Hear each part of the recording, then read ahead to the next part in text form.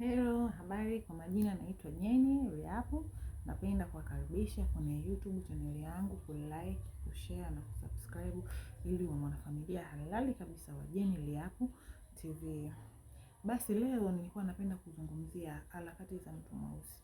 Unajua harakati za mtu mweusi ukitaka kuzizungumzia na ukitaka kuzifuatilia, mjini kila mtu ana njia yake ya kutafuta pesa. Huwezi kumpangia mtu pita njia fulani utafute pesa wakati kila mtu ana mipango yake ambayo yeye kichwani kwake anajua kwamba hii mipango yangu ninaipanga vipi ili ikamilike au nitaifanikisha vipi. Kwa hiyo huwezi kumpangia mtu kwenye harakati zake za kutafuta pesa kwamba hazitafutaje pesa ili azipate. Wakati kila mtu ana akili yake, kila mtu ana tegete zake. Ila unaweza kumshauri mtu pale unapoona njia ambayo anaipita sio sahihi na sio sawa, na pia inapelekea kuchangia mmomonyoko wa maadili. Unaweza kumshauri kwamba bwana, hii njia unapita sio. Sasa kuna mawili, akuelewe ama asikuelewe, lakini kikubwa umemwelekeza. Kikubwa umemwelekeza njia ambayo yeye anatakiwa kuipita ambayo ni sawa. Au labda unaweza ukakaa naye chini ukamsikiliza ni kwa nini yeye kaamua kufanya kile kitu, ni kwa nini yeye kaamua kuzitumia zile njia. After that unaweza sasa ukampa ushauri wako ambao unaona ni sawa kwa yeye, kwamba ushauri ule ukimpatia utamfaa. Usikurupuke kumshauri wakati hujamsikiliza yeye ana njia gani. Na ndio maana unaambiwa harakati za mtu mweusi zina mambo mengi sana. Ukitaka kuzifuatilia harakati za mtu mweusi unatakiwa utulize akili, unatakiwa uwe makini ili uzijue hizo harakati za huyo mtu mweusi anataka kuzifanyaje ili afanikishe. Lakini tutambua maisha yana ukuta. Nikisema kwamba maisha yana ukuta, usifanye vitu ukavuka mipaka. Usifanye kitu kikawa nje ya maadili.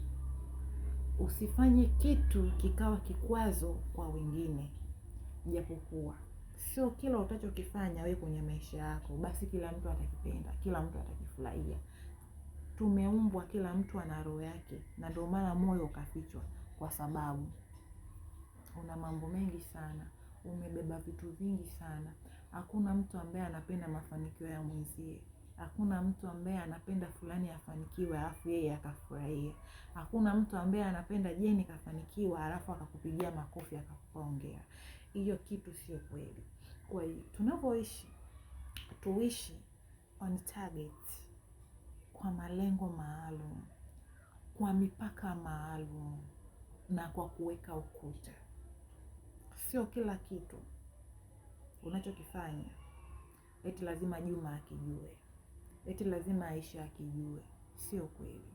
Hapo utafeli, kwa sababu Juma na rafiki yake, Aisha na rafiki yake. Kwa hiyo huwezi kujua vile vitu ambavyo unavyofanya vinasambaa vipi kwenye jamii, na sio kila jamii wewe ambao unaishi wale watu wanakupenda na kukukubali. Sio kweli.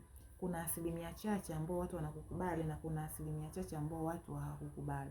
Kwa hiyo unapofanya kitu, jaribu kuweka ukuta, jaribu kuweka wigo ili udefense kwenye harakati zako na ije kuletea matokeo mazuri. Usifanye kitu ukategemea kupata matokeo mabaya. Usifanye kitu ikaja kukuletea impact ambayo wewe hukuitegemea.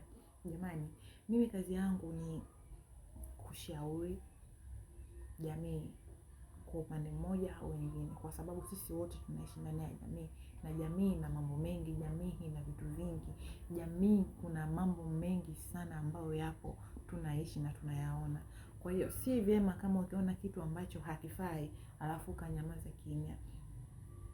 Mimi napenda tu kuwashauri ndugu zangu, jamaa zangu, tunapofanya kitu tufanye kitu kwa mipaka, tufanye kitu kwa kudefense, tufanye kitu kwa faida. Japokuwa hakuna mtu ambaye anafanya kitu akitegemea kupata hasara. Hivyo vitu vingine vinakuja ni matokeo ya. Karibu kwenye channel yangu, kulike, kushare na kusubscribe ili uwe mwanafamilia halali kabisa wa Jenny Riapo TV.